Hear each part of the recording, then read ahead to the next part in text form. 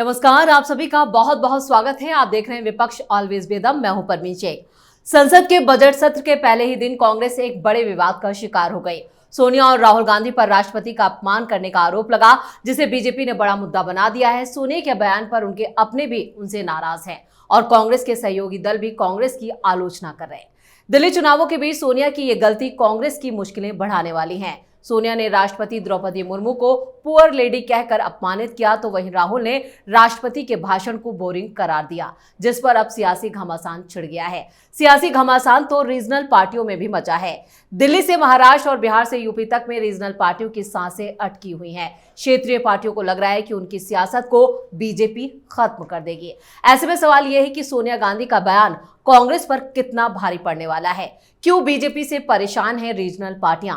इसी पर चर्चा के लिए स्टूडियो मौजूद हैं कैपिटल टीवी के editor in chief doctor Manish Kumar और एग्जीक्यूटिव एडिटर राजीव कुमार। आप दोनों का बहुत बहुत स्वागत है। धन्यवाद। जो सोनिया गांधी ने राष्ट्रपति को लेकर जो बयान दिया है, क्या वो आत्मघाती सेल्फ गोल साबित होगा कांग्रेस के लिए? देखिए, कोई बयान नहीं है, it is a reflection of their mindset. इनकी आदत क्या है, गांधी परिवार की आदत क्या है? राष्ट्रपति बना दिया ज्ञानी जैल सिंह को, क्यों? उसने कहा था कि इंदिरा गांधी हम घर में हमारे से झाड़ू मंगवाएगी तो मैं झाड़ू देने के लिए तैयार हूं। राष्ट्रपति बना दिया। प्रतिभा पाटिल, इंदिरा गांधी के लिए एक ही क्वालिटी थी उनकी, वो खिचड़ी बड़ा बढ़िया बनाती थी और इंदिरा गांधी को उनकी खिचड़ी बहुत पसंद थी। राष्ट्रपति बना दिया। यही है ना? तो उनके दिमाग में राष्ट्रपति के प्रति कोई सम्मान नहीं। भाई, कितनी बार ऐसी घटना घटी कि मनमोहन सिंह बैठे हुए हैं तो कोई क्या कर बताते कि उठ के साइड हटो, सोनिया गांधी आने वाली है। दिमाग खराब है नहीं इन लोगों का। इनको लगता है कि देश के ऊपर बपौती है। तो आज भाषण हुआ, जरा सा भी कोई पॉलिटिकल कॉमन सेंस होता इस पूरे खानदान को, थोड़ा पढ़े लिखे लोग होते, राजनीति कैसे की जाती है वो समझ में आता जी, तो चार खामियां निकाल दिए होते। चार खामियां निकाल दिए होते कि ये पॉलिसी खराब है, ये पॉलिसी खराब है, सरकार ने ये कर दिया, वो कर दिया। There is in democracy you need to have a matured criticism. तो गलती क्या हुई? गलती ये हुई कि देखिए, ये लोग निरा मूर्ख है, इधर खाली है, इधर कभी पढ़ाई लिखाई नहीं किया, कभी नहीं किया। भाषण के बाद बाहर आ गए, मीडिया वालों ने घेर लिया। जी, कम से कम एक मीटिंग कर लिया होता, एक मीटिंग कर लिया होता तो चार पॉइंट देने वाले दो कि ये बोल देना, ये बोल देना, ये बोल देना, ये बोल देना। चिट मिल गया, बोल दिया। और नड्डा जी गलत नहीं बोलते हैं कि भाई राहुल गांधी को चिट पकड़ा दो, उसके बाद जो बोलना है बोल देगा, उसके इधर उधर कुछ नहीं बोल सकता। अब मीडिया वालों ने घेर लिया कि कैसा रहा राष्ट्रपति का भाषण। तो सोनिया गांधी तो जानती कि हमको क्या, उसको तो कुछ पता ही नहीं चला होगा। हिंदी में भाषण था तो वैसे ही उसके खोपड़े के ऊपर चला गया होगा जी। तो वो कैमरे से पीछे मुड़ गई। तो बेटा आगे आ गया। बेटा कह रहा है बोरिंग ना, बोरिंग। तो पहला जो हीरा मुंह से निकला वो बोरिंग।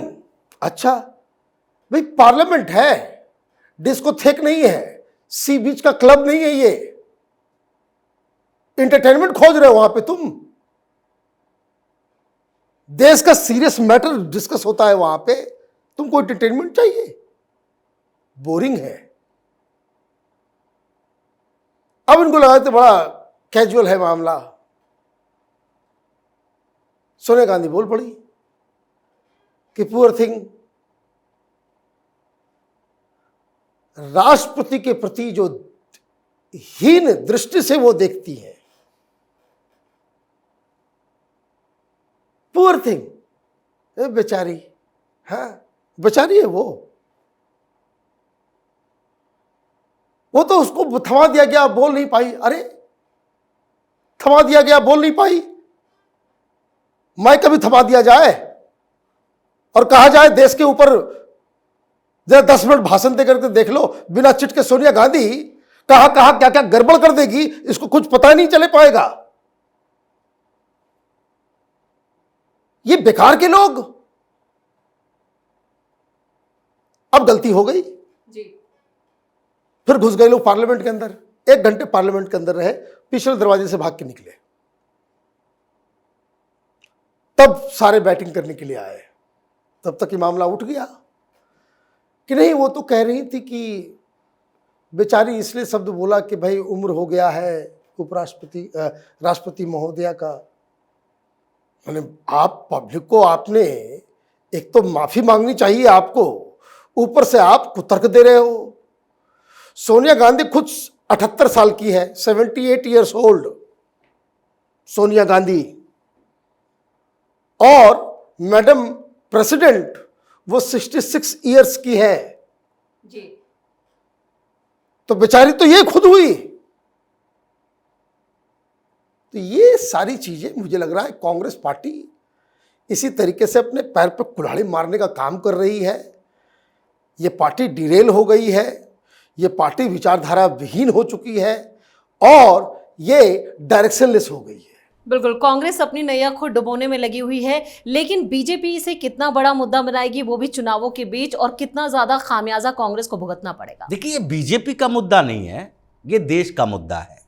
ये देश के लोगों को इस मुद्दे को उठाना चाहिए। भारतीय जनता पार्टी एक माध्यम है जो अभी सत्ता में भी है और एक बड़ा संगठन, संस्कृति, धर्म, सबकी सुरक्षा के लिए भारतीय जनता पार्टी अलग अलग मुद्दे को उठाती है। लेकिन ये तो मीडिया को भी उठाना चाहिए, ये अलग अलग संगठनों को उठाना चाहिए, और इसलिए राष्ट्रपति भवन की तरफ से भी स्टेटमेंट जारी हुआ है कि ये बर्दाश्त नहीं किया जाएगा, क्योंकि आपने राष्ट्रपति का पद की गरिमा के साथ खिलवाड़ किया है, आपने राष्ट्रपति का अपमान किया है। पीएम के बारे में आपको जो बोलना है बोलते रहती हैं, क्योंकि वो एक पॉलिटिकल पर्सन है, लेकिन राष्ट्रपति के बारे में ऐसा नहीं बोलना चाहिए। और सोनिया गांधी तो ऐसे भी हिंदुस्तान की संस्कृति, हिंदुस्तान की व्यवस्था, यहाँ के विचारधारा, इनसे उनको कोई लेना देना है नहीं।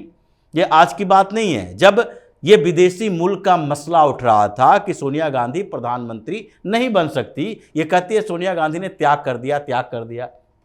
ये त्याग तो हुआ नहीं था, क्योंकि ये प्रधानमंत्री बन नहीं सकती थी, विदेशी मुल्क के होने का मुद्दा उठा था। और उस समय प्रधानमंत्री मोदी, जो उस समय भारतीय जनता पार्टी का संगठन देख रहे थे, एक इंटरव्यू है पड़ा हुआ उनका, उस समय वो संगठन के लिए काम करते थे, और उनसे पूछा गया था कि आप लोग विदेशी होने के कारण सोनिया गांधी का विरोध कर रहे हैं कि विदेशी मुल्क की हैं और यहां पर वो प्रधानमंत्री नहीं बन सकती हैं, तो क्या दूसरे देश में जो भारतीय मूल के लोग हैं उनको प्रधानमंत्री या राष्ट्रपति नहीं बनने देना चाहिए? उन्होंने एक जवाब दिया था और बताया था कि सोनिया गांधी सिर्फ विदेशी मूल की हैं, ये प्रश्न नहीं उठता है। उन्होंने चैलेंज किया था कि सोनिया गांधी बिना कुछ देखे सीधे सामने में आए और हिंदुस्तान के 5 राज्यों में 10 जिलों का नाम बता दें, यहाँ की व्यवस्थाएं के बारे में बता दें।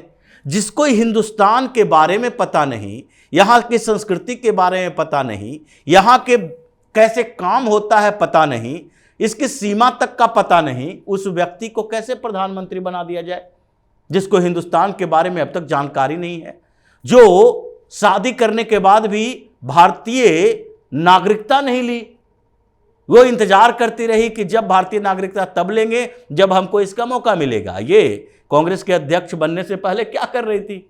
तो ये स्थितियां सोनिया गांधी के साथ है। लेकिन आज ये 2 काफी नहीं थे, जो राहुल गांधी या प्रियंका वाड्रा, सोनिया गांधी भी सामने में आ गई। कहा जाता है विनाश काले विपरीत बुद्धि, जब नाज मनुष्य पर छाता है पहले विवेक मर जाता है। अब इनके विवेक में वो सवार हो चुका है कि कांग्रेस विनाश की तरफ चल रहा है, और भारतीय जनता पार्टी ने इस मुद्दे को आज से शुरू कर दिया, अब उठाना शुरू कर दिया। इसका मतलब है कि संसद के अंदर, संसद से बाहर, ये हर जगह ये बात होगी कि सोनिया गांधी ने केवल राष्ट्रपति का नहीं बल्कि एक आदिवासी राष्ट्रपति का अपमान किया है। बेचारी क्यों कहा?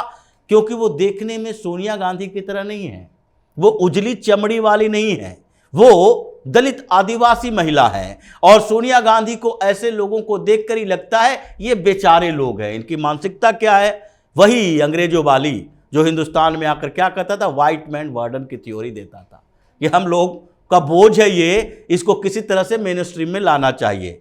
जो हिंदुस्तान को क्या कहता था, सपेरों का देश। तो ये उसी माइंडसेट से है इटालियन महिला। इसीलिए सोनिया गांधी अब एक्सपोज हो चुकी है। और आगे देखिए 2-4 दिन के अंदर जो मामला उठेगा, उसके बाद सोनिया गांधी इस सत्र के दौरान संसद के अंदर नजर नहीं आएगी। तो फिलहाल कांग्रेस की समस्याएं और ज्यादा बढ़ने वाली है, लेकिन समस्याएं तो रीजनल पार्टी की भी काफी बढ़ी हुई है। क्यों डरती है बीजेपी से रीजनल पार्टियां? भाई रीजनल पार्टी होता क्या है? आई फेल टू अंडरस्टैंड। पहले 2019 के चुनाव के बाद सारे लोग चिल्ला रहे थे कि देश में विपक्ष खत्म हो जाएगा, विपक्ष खत्म हो जाएगा। बीजेपी को आ गया 240, तो विपक्ष मजबूत हो गया। फिर लगातार 2 चुनाव हार गए। अब कह रहे हो कि भाई रीजनल पार्टी कमजोर हो जा रही है। भाई क्या तमाशा है ये? भाई मोदी से तो खतरा नहीं है डीएमके को। नहीं, अक्सर बीजेपी पे यह आरोप लगता है कि वो अपनी सहयोगी पार्टियों को भी, उनका जो जनाधार है उसे भी यहाँ पर ठेस पहुंचाती है, उसमें भी सेंधमारी करती है। अरे भाई, हर पॉलिटिकल पार्टी अपने लिए काम करेगी कि दूसरे के लिए काम करेगी? ये आप ये कह रहे हो कि बीजेपी जो है वो चुनाव हारे और रीजनल पार्टीज को मजबूत करे, जो कांग्रेस करती है। ये तमाशा चलेगा? वो बात नहीं है। आपने जो सवाल पूछा उसको कहते कि भाई आपने चाशनी में कोट करके पूछा रीजनल पार्टीज। नहीं, रीजनल पार्टीज को कोई प्रॉब्लम नहीं है। पार्टी है, प्रॉब्लम है उन पार्टियों की जो चरित्र में तो रीजनल है, लेकिन उनका विचारधारा मुस्लिम अपीजमेंट का है। दैट इज, वो डिफरेंशिएट करना पड़ेगा। ये ममता बनर्जी को चैलेंज करती है घुस करके। कहां? बंगाल में बीजेपी। क्यों? किस आधार पे? ब्रेजन नेकेड तरीके से आप मुस्लिम अपीजमेंट कर रहे हो। आज खबर आ रही है कि पश्चिम बंगाल के बहुत सारे इलाकों में सरस्वती पूजा मनाने के लिए मना कर दिया क्योंकि मूर्ति पूजा है। मुसलमान या जिहादी या मौलाना गैंग ये नाराज हो जाएगा। तो ऐसे पार्टी को तो दिक्कत होना ही चाहिए। somebody should stand up और ये कहना चाहिए कि भाई ईद बकरीद हो रहा है तो सरस्वती पूजा भी होगा। दिक्कत किसको है? दिक्कत हो रही है आरजेडी को। घूम रहा है चारों तरफ। कारण आप घूम घूम के ओपनली एमवाई कर रहे हो। मुस्लिम यादव कॉम्बिनेशन ये कहाँ है? दिल्ली में बैठे हुए जो थ्योरी दे रहे रीजनल पार्टी कमजोर हो रही है। मैंने इन बेशर्मों को दिखता नहीं है कि कोई आदमी ओपनली मुस्लिम अपीजमेंट की राजनीति कर रहा है। यही एमवाई कर रहे हैं अखिलेश यादव। तो उनकी राजनीति तो खत्म हो जाएगी। क्यों खत्म हो जाएगी? क्योंकि आपकी राजनीति का आधार ही उस जमाने तक था कि जिसमें एम और वाई, मुस्लिम और यादव के कॉम्बिनेशन से आप जीत जाते थे। अब उसके खिलाफ counter polarisation Bharatiya Janata party कर रही है। ओ, रीजनल पार्टी खतरे में आ गई है। खतरे में आने के कारण और भी है। ये कौन सी रीजनल पार्टी अपने राज्य में जहां सरकार में रही है लोग, ऐसी कोई पार्टी नहीं है इंडी गठबंधन में जिसने सरकार नहीं चलाया हो जी। कौन सा कारनामा कर दिया? कौन सा कारनामा किया? जनता ने क्यों जूते मार के बाहर किए तुम्हें? इसका कोई जवाब देगा? आप सेकुलरिज्म के नाम पे भ्रष्टाचार फैलाओगे, सेकुलरिज्म के नाम पे हिंदू को प्रताड़ित करोगे, सेकुलरिज्म के नाम पे तुम लूट मचाओगे और उसके बाद कहोगे कि भाई बीजेपी वाले की वजह से जो है रीजनल पार्टी कमजोर हो रही है। कोई रीजनल पार्टी कमजोर नहीं। रीजनल पार्टीज हिंदुस्तान की डेमोक्रेसी को कमजोर कर रही है। ये बात आप समझिए। क्यों नहीं भाई? कमजोर हो रहे थे, इकट्ठा हो गए होते। इंडी गठबंधन में तो इकट्ठा होने का मौका था, क्यों नहीं इकट्ठा हो सके? क्योंकि तुमको अपनी दुकान चलानी है, तुमको अपना सत्ता चाहिए, तुमको अपना माल चाहिए, तुमको अपना कमाई चाहिए। तो भाई ये काम कर लो या फिर रो लो, तो दोनों काम तो चलेगा नहीं। तो मुझे लगता है कि ये अभी हर जगह रीजनल पार्टीज हार रही है। तो जो लोग कल तक कह रहे थे कि भाई कांग्रेस का मजबूत होना बहुत ज़रूरी है, विपक्ष जो है कमज़ोर हो जाएगा तो डेमोक्रेसी खतरे में आ जाएगी, ये लोगों ने अब नया दुकान खोला है कि रीजनल पार्टी कमज़ोर हो रही है। तो क्षेत्रीय दलों के नाम पर जो अब तक सियासत होती आई है उसमें जनता को तो कोई भलाई हुई नहीं, जनता की भलाई के लिए काम नहीं किया। तो क्या बीजेपी का जो विकास मॉडल है वो इन पर भारी पड़ रहा है? देखिए, विकास मॉडल और विचार मॉडल, ये दो तरीके की बात हो रही है अभी। जैसे राहुल गांधी भी हर मंच पर क्या कहते हैं, ये विचारधारा की लड़ाई है। राहुल गांधी की विचारधारा मतलब कांग्रेस किस विचारधारा पर चल रही है? एंटी बीजेपी, एंटी सनातन विचारधारा। क्योंकि राहुल गांधी अपने इर्द गिर्द वैसे लोगों को रखे हैं और बार बार वही बात करते हैं, यानी मुस्लिम अपीजमेंट की पॉलिटिक्स में पूरी तरह से राहुल गांधी की टीम आ गई है, कांग्रेस पार्टी आ गई है। अब दूसरे तरफ विचारधारा किसकी है? भारतीय जनता पार्टी के विचार और दूसरे तरफ विकास।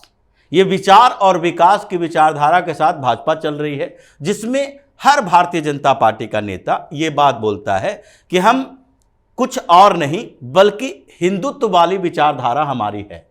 इसमें कोई दो राय नहीं है कि हम ये स्वीकार करते हैं कि हिंदुत्व वाली विचारधारा है, हम मुस्लिम विरोधी विचारधारा नहीं रखे हैं। अब धीरे धीरे मुसलमानों को भी ये लगने लगा है कि भारतीय जनता पार्टी से दुश्मनी का मतलब है कई राज्यों में हमारे लिए तो कोई काम ही नहीं होगा जी। अब कितने दिन तक विरोध करते रहेंगे?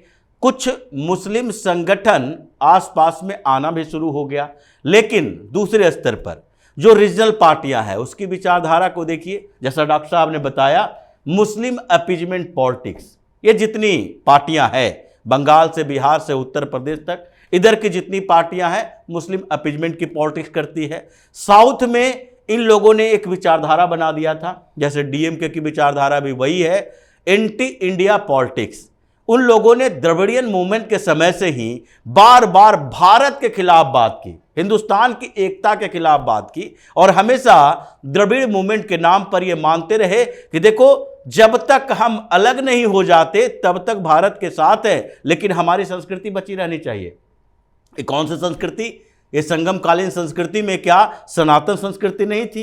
ये संस्कृति सनातन को यानी हिंदुओं को दो तरह से बांट के रखता है। हिंदू मतलब साउथ इंडिया का हिंदू, उसका सनातन संस्कृति अलग है, हमारी अलग है, और उसमें लोग जो कंफ्यूज होते हैं उसको आज भारतीय जनता पार्टी इकट्ठा कर रही है। डीएमके की समस्या क्या है?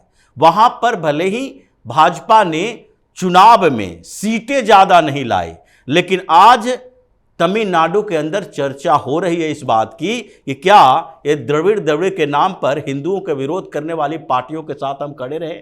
केरल से आवाज उठ रही है। देखिए, केरल में अभी 3-4 मीटिंग हुई और उसमें कुछ मीटिंग जो हो रही है एक्स मुस्लिम की हो रही है, वो भारतीय जनता पार्टी की तरफ आकर और इनसे सहयोग मांग रहे हैं।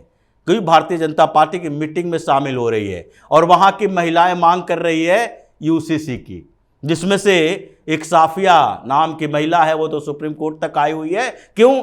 उसका कहना है कि मुस्लिम पर्सनल लॉ बोर्ड जो बनाया गया है इसमें हम जैसे महिलाओं के लिए कोई जगह नहीं है, क्योंकि मेरी एक बेटी है और इसके आधार पर मुस्लिम पर्सनल लॉ में हम अपने 50% संपत्ति ही सिर्फ बेटी को दे सकते। 50% संपत्ति है जो उन मेल मेंबर्स के बीच बांटना पड़ेगा जो हमारे परिवार के हैं, चाहे हमारे अपने नहीं है, हमारा कजिन है, हमारा वो लोग हैं जो हमें कभी देखने के लिए नहीं आते, लेकिन फिर भी उनको 50% दान देना पड़ेगा। अगर उसको नहीं देते तो फिर वक्फ बोर्ड को देना पड़ेगा, क्योंकि 50% ही अपनी संपत्ति आप अपनी बेटी को दे सकते हो। अगर सिंगल चाइल्ड भी आपकी बेटी है तो वो उसके खिलाफ है और वो कह रहे कि भाई अब हम इस्लाम नहीं मानते।